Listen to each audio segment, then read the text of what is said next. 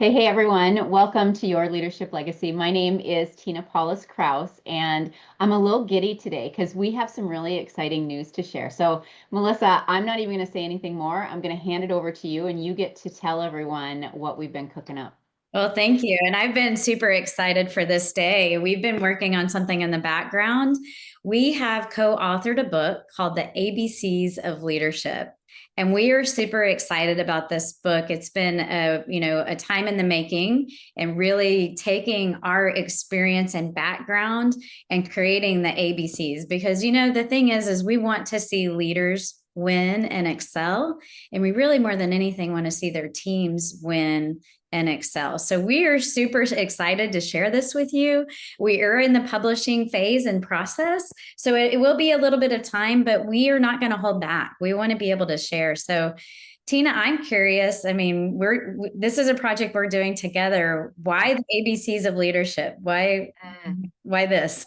Yeah, I think the cool thing is, Melissa, is that it comes from how we met, right? It comes from how we started working together. It comes from the experiences that we've had together as we've moved through the last year. And what's been so cool about it is just working with you and realizing our vision is so similar, and what we're really creating in the world is really the same vision, and it's for everyone to rise up in their leadership, right? And there's so much going on in the world right now from a turmoil perspective, from just all the stuff. And on my end, every single day, I'm supporting leaders to stay in the game, to just literally stay in the game. Because I mean, there's mornings when I wake up and it's like, oh, like it takes a little bit of extra these days to get going and stay in the right mindset and whatnot. So the ABCs of leadership are just really a way to have somebody have a little pocketbook coach with them at all times. When they get stuck, they can turn to a specific letter or a specific lesson or whatever that's in that book. But our time together, you were working in government and I came in and did our team excellence workshop. And through that process, we really clicked, and we're sisters from another mister, right?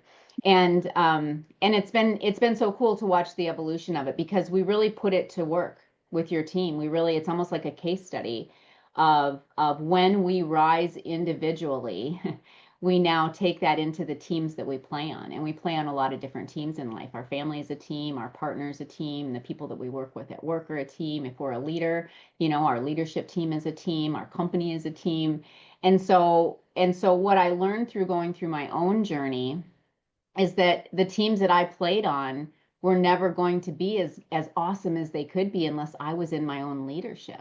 And when I came in and presented to your team and we worked with your team to really do that, you nailed it on the head. And I want you to expand on this a little bit, but you nailed it on the head when you said, you know, we rise individually and as a team collectively, as we're doing that, we really create some pretty amazing results. So I'd love for you to talk about how you implemented transformational leadership in your team to create different results.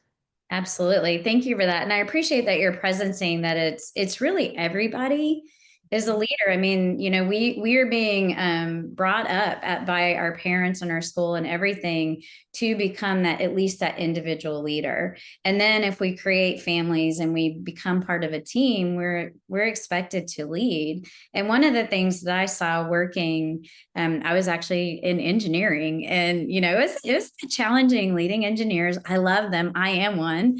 But just being in that analytical style, we really get into that what feels like judgment, and it's really sometimes hard to work with others. And so what I was starting to notice, I'm actually coming up on my 10-year cancer anniversary, so being in this thriving state 10 years later. But what I was starting to notice is how much stress I was taking on, and I really was not inspiring my team.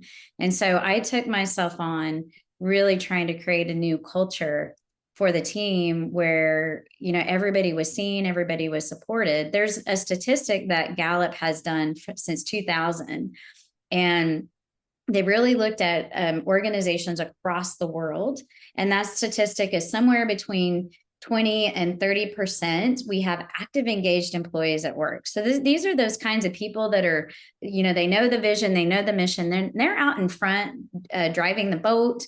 They are recanting the vision, they've got it, and you just get to get out of their way. Then on the other end, we've got another 30 plus or minus percent that are actively disengaged. So they're not in the mission at all. They may be drilling a hole in the boat and certainly rowing the other way. So the influence is that middle ground. And so what I started to notice is I got to influence that middle ground. So now I'm creating a high performing team that's 80% plus. And I started to see that and create that over and over. But what I loved when we worked together is that it became easier because we did it right off the bat. We didn't wait. It didn't take just the leader doing it all by themselves. So this book specifically, I've heard you say it, leader, it starts with you.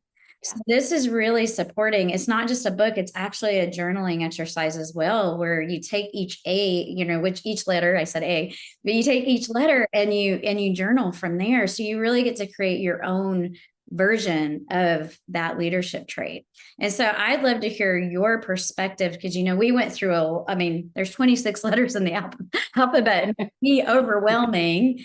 When you think about, and you've done this, we've done this with Team Excellence, when you think about a leader embodying so much, what would you give them? Especially, we wrote this book to make it easier for leaders. So I'd love to hear your perspective. Yeah. I think when I was in corporate as a leader, especially as a high performer, right? And somebody that's on the list for being, potential greater position and whatnot, it was always like, well, if I need that development, they'll bring it to me, right? And it wasn't a conscious thought, but I was still looking outside of myself to fix all the problems. And I think that's traditionally it's just a natural thing. It's how we're programmed as we grow up. And so for me, it was taking a step back and turning that mirror around. And that's how I see this book. I see this book as a mirror, right? Like when I step back and I turn the mirror and I said, okay, what can you own in this, Tina? Or what do you own in this? And what's working and what's not working? It really allowed me to get into a space where I was in my own space. I wasn't listening to the outside influences. I wasn't expecting somebody else to bring it to me. I was like, no, I get to control what I can control. And it was this whole process of basically unlearning kind of all that programming that I had learned over my years as a child and in my career, right? That I had learned all of this stuff that I thought was the way it was supposed to be. But when I started unlearning that and going, no, what does it mean for you to rise up in your leadership, whether you have a leadership title or not? Because that's the thing, we're all leaders, right? We're all leaders, and we forget that just because we don't have a leadership title, and then we expect, other people to bring it to us, or we pretend not to know what's not working and all this stuff. So that mirror allowed me to shine a light on all the blind spots that I was choosing not to see, I was choosing not to know. And it was through that journey and through that process that I was like, wow, what would it look like if we all were able to stand in our leadership? Like, what kind of a different team would we have? And I started to build that in my own life. As I grew in my leadership, I started to see the ripple effect in my world, in my relationships, in personally and professionally. And it's why I created Team Excellence. Because, imagine a team where we're all stepping into our leadership. And when we say self leadership, I'm talking about being able to be neutral. I'm talking about no judgment, like you said before. I'm talking about getting super curious and asking questions and listening to understand versus listening to respond. And so there's all these things that when we unlearn what we think it should be and we just open up to what if there's a different way? Like, what if? What if there's a different way that gets me different results that are closer to the results that I actually want? It made a huge difference, not only in my own self leadership, but it made a big difference in how I was leading teams, whether I was in corporate or in my business. And so I love bringing this information into a team of people that is stuck, because it starts to open up our minds not only to our own self leadership, but now how do we work better as a team? Now that we have these new tools, now that we have these agreements, now that we understand this, how can we really take this in day to day and work better as a team?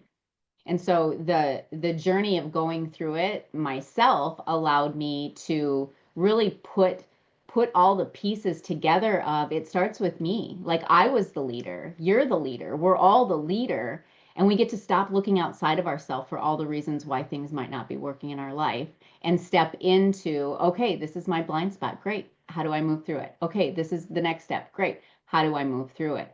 And so for me, Melissa, it was just a change in focus. It was getting out of the closed-minded, this is the way it's supposed to be, this is what it is, and opening up to a new and different way. And once that happened, man, it all opened up and I started to see those different results. And then I was able to, we're just like you, we create programs and ways to really support other people to work through that. Because I was like, if I can learn these new tools at age 50, now I get to go out and help others really step into their full leadership as well and be able to see what that actually looks like. Yeah, I'll tell you, for me, and what I'm hearing you say is really the workplace and what we're up to as a leader. So it really doesn't matter, like you said, if I'm actually have a title that has me as a leader, I'm part of a team, and there will be times where you are influenced and you will lead others, even Yeah. if you have a specific title, because you have a specific skill that is a gift to your team. What I started to notice, being that cancer survivor, one, I didn't want to create that again. But when I started leaning into seeing everybody and realizing that everybody brought value, and realizing that people inherently wanted to do good, they wanted to be praised and appreciated, it all became super, super easy. And it was Yeah. on one team. I kept recreating this over and over. I think by the time I was done doing specific details and assignments, I think it was 8 different teams. And I got, like, it kept rolling, and it was amazing how my life felt in flow as a leader when I led like this. And so I want to repeat that. I want people to hear this, because it's not easy to take yourself on. What becomes easy is your life becomes flow. And it's not just at the workplace. You can create this at home. You can create this in your peer group. If you have a role in the community where you're trying to influence in a community, people that you may not know yet, this is a way to live in flow, which I would call easy. And that was just, that changed my life significantly and made a huge difference for this cancer survivor that's like, I'm not going to do that ever, ever again. Yeah. Yeah. It's like the difference between theory and embodiment. And like I say this constantly, it's a daily thing for me because it's real. Like companies all over the world do a great job of teaching and training and coaching on the theory pieces of it. Like here's a model. Awesome. I sit in a day class and I now know this model, but now how do I go out and embody it? And so I believe the difference between what we're doing and why we don't see it a lot out there yet is because we're really coaching people on how to unlearn what they think they want and know and relearn the embodiment of where they truly want to go and who they truly want to be. And it's like almost like holding their hand. And I needed that. Like that's, I had people holding my hand while I was trying new scary stuff like crucial conversations and, clearing conversations and cleaning up stuff in relationships and all that kind of stuff. So the theory versus embodiment is really, really huge. We can go to a class all day long, but if we're not taking what we're learning and going out and learning new tools and new ways to create new results, then we're spinning our wheels. And that's really what when I got far enough away from it, like that's what I really saw because I started to see it in all the different industries and in all the different teams that I was starting to coach. That they're like, yeah, we get it. We get that 5-step model, but I get caught in the conversation because our nervous system doesn't know how to regulate, right? Like we either stuff it or we react, and then we're not creating the result that we really get to create. So You're that ex- theory versus embodiment is huge. you're exactly right. And this is a stat that I love to share. I'm a learner. That's my number one. Mm. And what I know is that when it comes to typical training, our results are only, I mean, typically it's less than 5% retention because we aren't practicing it in the moment. We aren't unwiring that central nervous system that has that need to respond for safety reasons. Because anytime, Yeah. that trigger or whatever comes up, we go back to safety mode and we're going to go back to our conditioning. But when we Mhm. start practicing and embodying it, we're 50% more likely to retain what it is we're learning. And then if you want to go really stellar, you teach it. That's 90%. But we are focused on the embodiment piece. So really shifting teams into what they want to create. And that's team excellence, which is a culture, like a 10 out of 10 culture. People say you cannot change culture, right? What is the stat? What do you typically say? Oh gosh, here's an engineer asking a promoter what my stat is I'm on. Are you talking about the 41%? So organizations that embody emotional intelligence have a 41% greater customer satisfaction. That's one of the stats that are out there. Is that the one you were talking about? Well, no, but since you brought it up, I mean, we've taken emotional intelligence and we've organizationalized it. That's a word now. I love that. Say it again. Say it again for the people in the back. We have organizationalized emotional intelligence. I mean, that's the gist. And we've made it easy, not a science project, not a theory-based thing. I think you said something before about eating culture eat strategy for breakfast. Is that right? Oh yeah. Yeah, for sure. I remember. For sure. Yeah, we really should have had our stats ready before we got on. But there's a whole story. There's so many statistics that will say that in a nutshell, to me, how I tell the story of all those stats put together is that 64% of the time when something breaks down, it's because of lack of communication. And emotional intelligence is about learning how to master communication. And we can poo-poo it all we want because it's the soft skills, as people call it. But to me, these are the skills of the future that are going to be missing, especially as we think about AI and where we're going with AI.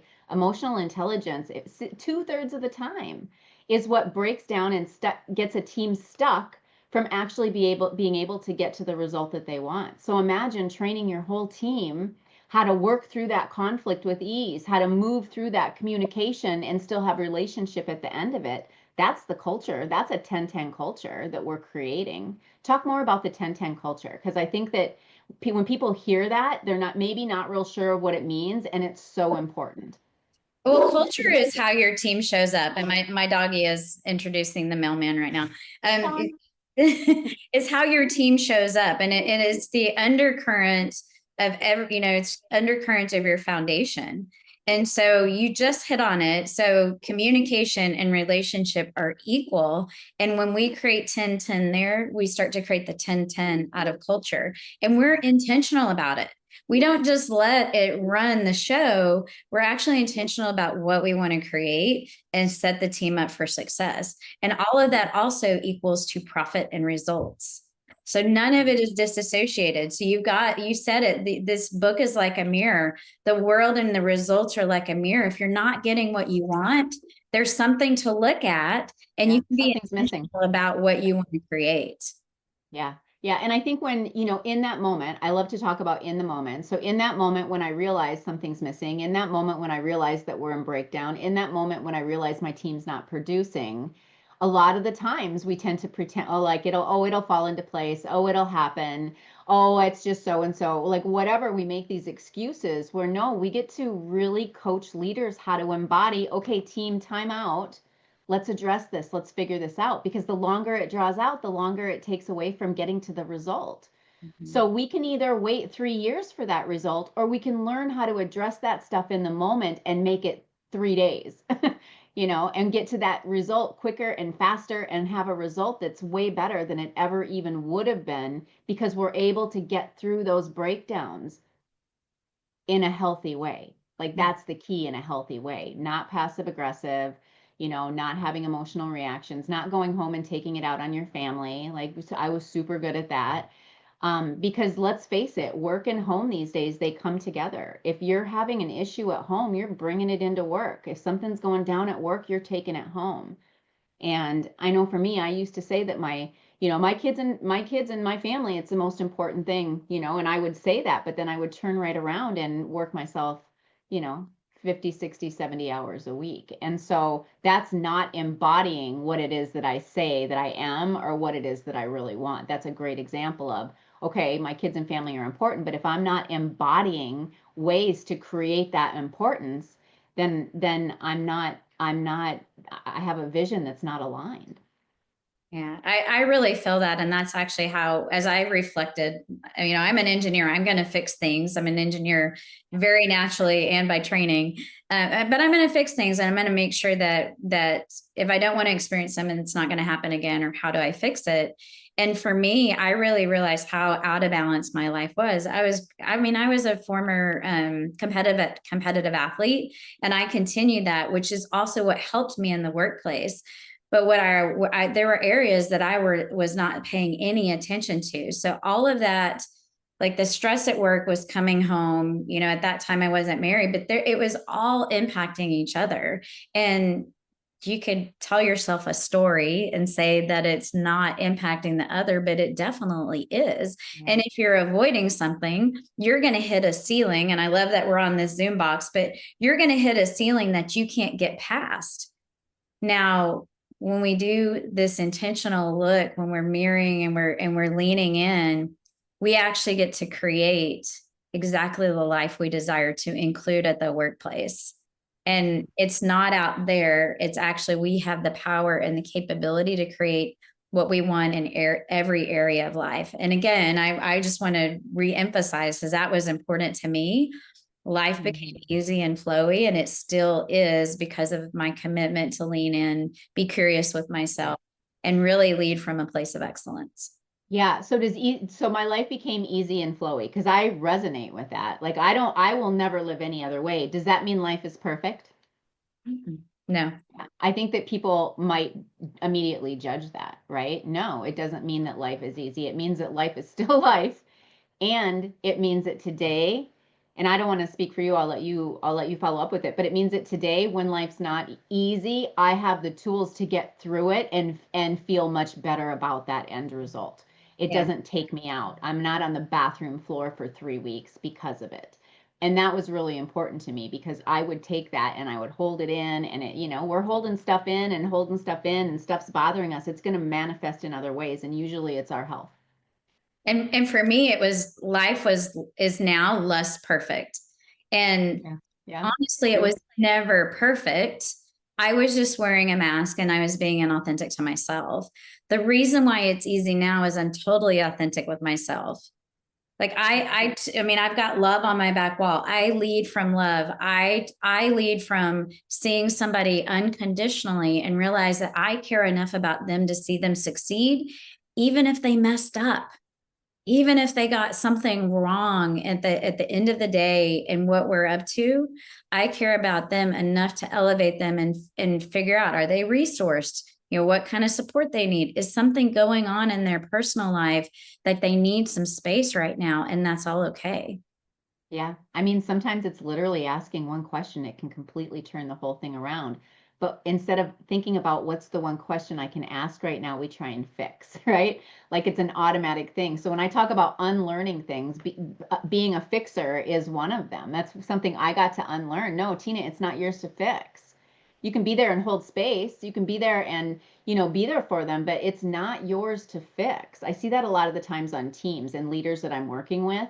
They hold off firing somebody, they hold off having the tough conversation, they hold off putting somebody on performance review, whatever it is, because they're over here trying to fix it. I'm trying to fix it, I'm trying to have the answer, I'm trying to come up with the perfect words to say no.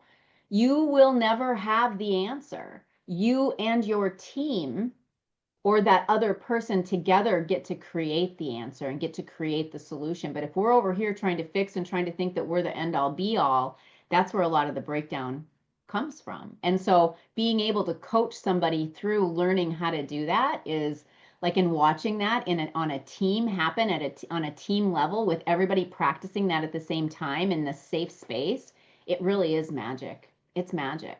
Absolutely. And I want to pull that thread. I'm going to go down a little bit of a rabbit hole, but you hit on something that's really not just powerful and profound when you really understand the definition of empowerment. Empowerment is not a gift that you have that you're giving to someone. Somebody chooses inside to stand in their own power. If you're the other person, the leader, whether you're the parent, the sister-in-law, whatever role you serve, the piece that you have in that is being curious and offering this space. Yeah. And you're creating in that chasm the opportunity for them to step in. That's them choosing their power. That's what that's a true definition of empowerment. And that's why we get to work on these skills, because we've all grown up, whether it was school or different things where there was such a command, I say and you do. And really, people thrive in an environment that is not that. It's true. Good way to say it. For real. Yeah, it's so true. I mean, I think back to, take when you say take yourself on, I want you to talk about like what does that mean when you in correlation to holding space? Because a lot of the times when I say you're not there to fix, you're just there to hold the space, not everyone really understands what that means. So I would love to talk deeper about like what does it mean for a leader to hold space? Absolutely. So I'll start from a before and after picture because I think Yeah. that is helpful. When I had my original first leadership role, it was very much about my ego and how I was perceived to the outside world. If we didn't get results, that was my problem. If this, then that was my problem. And yes, I'm the leader.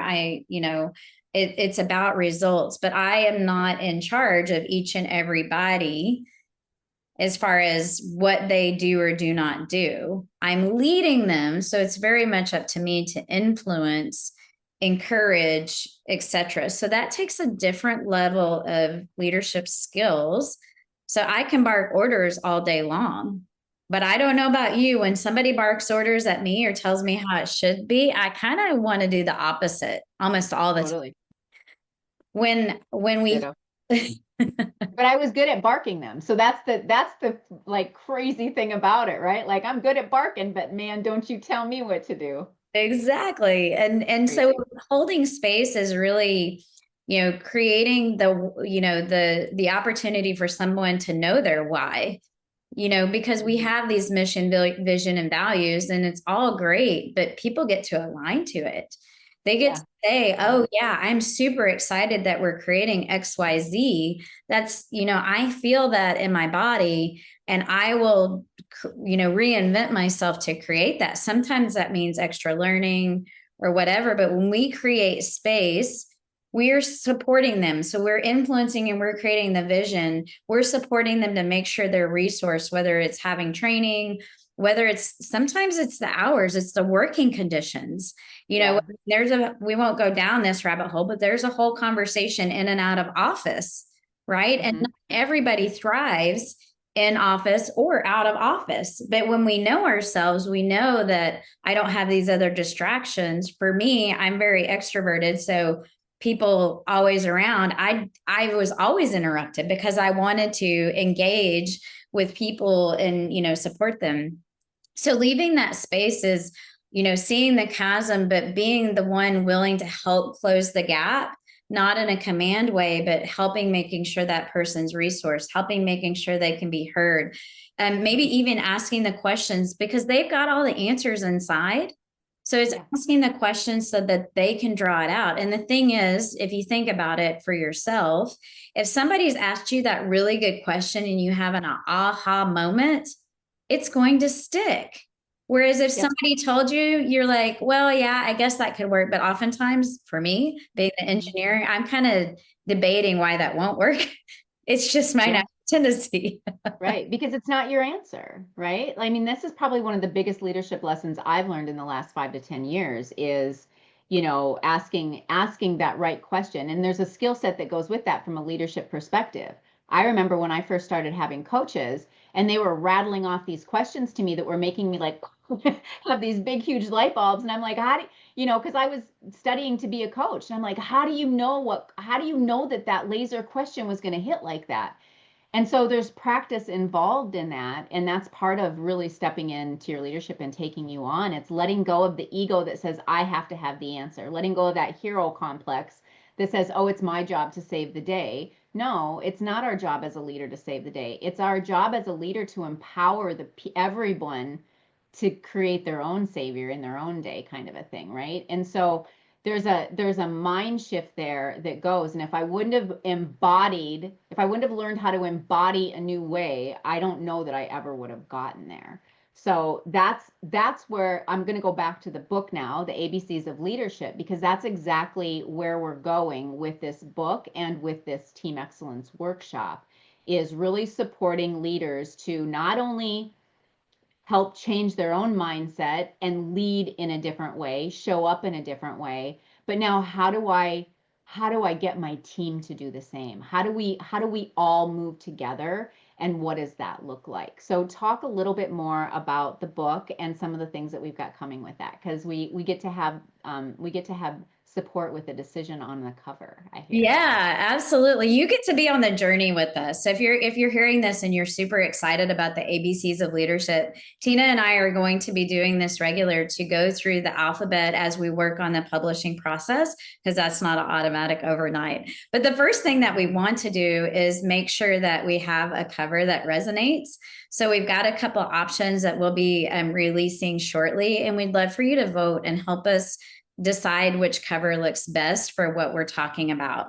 And then along the journey, we're going to go through the different letters of the alphabet and really talk into those different aspects, those different ways of being for a leader. And you're definitely going to want to at least get the ebook, because it is a journaling exercise. We've got some amazing reflection questions in there. And we are going to have some freebies along the way. So you'll definitely want to stay plugged in with us on this journey, because we've got 26 letters to cover and really create amazing leaders out in the world. I mean, that I don't know about you, but when I think about my why and how challenging my world was for a while, I don't want anybody else to walk that line. And, I know a lot of people, I've seen so many managers specifically step into leadership roles, and it's just really hard. They feel like people are people-y.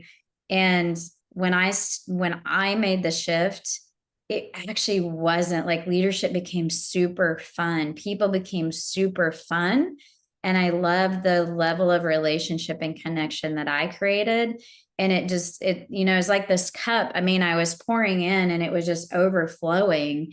And, I really want that for other leaders, because we get to, when we do this, we're elevating everything. We're elevating the company. We're elevating our product. We're elevating, our community. It just spills over. And again, I'm going to lean into it's easier. It's way easier than doing the alternative. It becomes fun. I mean, like for me, when I started practicing the coaching and practicing some of the tools and stuff like that, I was like, ooh, I get to have this crucial conversation today. And 5 years ago, 10 years ago, I'd be like, what? I'm going to avoided that conversation for like 5 years. And so, I want to get serious for a second, because there's a saying, and I've said this before: hurt people, transform people.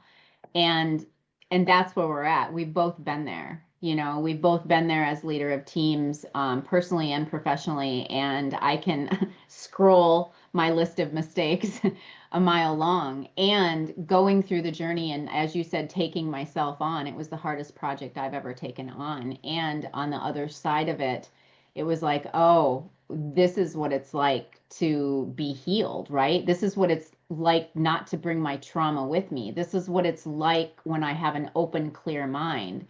And I want that for everyone, just like you said. Like I really want that for everyone, because I see how much better of a world it is when we're not stuck in chaos and stuck in conflict and stuck in all the muck. Like nobody wants to be there, but yet my belief is that we just don't know how to get out. Like for me, I was just like, well, this is just what life is. This is just how it is. And that mindset and that way of being just created more of it. And it doesn't have to be like that. When we shift our mind, when we take ourselves on, we literally start to see that ripple effect in every relationship and result in our life. And I want that for our world. I really, really do. And so I'm excited about this book. I'm excited to work with you. You're a freaking powerhouse, and I love you so much. We're sisters from another mister. You're an extroverted engineer, for crying out loud. You're like a unicorn. If anyone knows human design and how that works, you've got both sides of it. And it's just your beautiful mind. And I'm really, really honored to work with you. And Tina, I would say the same. What the creation of Team Excellence is like nothing else. And the thing that I like about it, I told you I was that performing or that competitive athlete between several things that I've done across my life. So I like to get to performance quick. And team excellence does that, and it evokes the whole team. So it's not the leader trying to drag people or push people. Right. It is the whole team. I mean, it is an absolute masterpiece. And I know like we connected, it's been a little over a year now. Like, Yeah. and it was just, I love that the universe and the world brought us together, and there's a reason. I mean, we are meant to change the world and change the workplace, change organizations, change corporations, and it ripples into everything. So it's 10-10 culture. yeah, it's my absolute honor, and I love you too. You know, I do feel like we're sisters. It's crazy because our stands are exactly the same, and maybe Yeah, a for little sure, for real. yeah. Yeah. Yeah. But I mean, this is what I dream for all teams is to be able to, I mean, even just my marriage, my team marriage, right, has, I mean, adopting these tools and learning this new way of being has opened up a whole new world on so many fronts. And so if you're a leader out there and you're listening to this and you're stuck with your team, you're stuck with, wherever it is that you maybe feel stuck, know that there's a different way. Know that we don't have to stay in that past programming. In fact, as long as we do, we'll continue to stay stuck individually, as a family, as a team, as a community, as a world, whatever it is. When we open up to these new tools, when we open up to possibility, when we open up to just the emotional intelligence tools, it's really crazy what gets to be created. So I'm excited for that.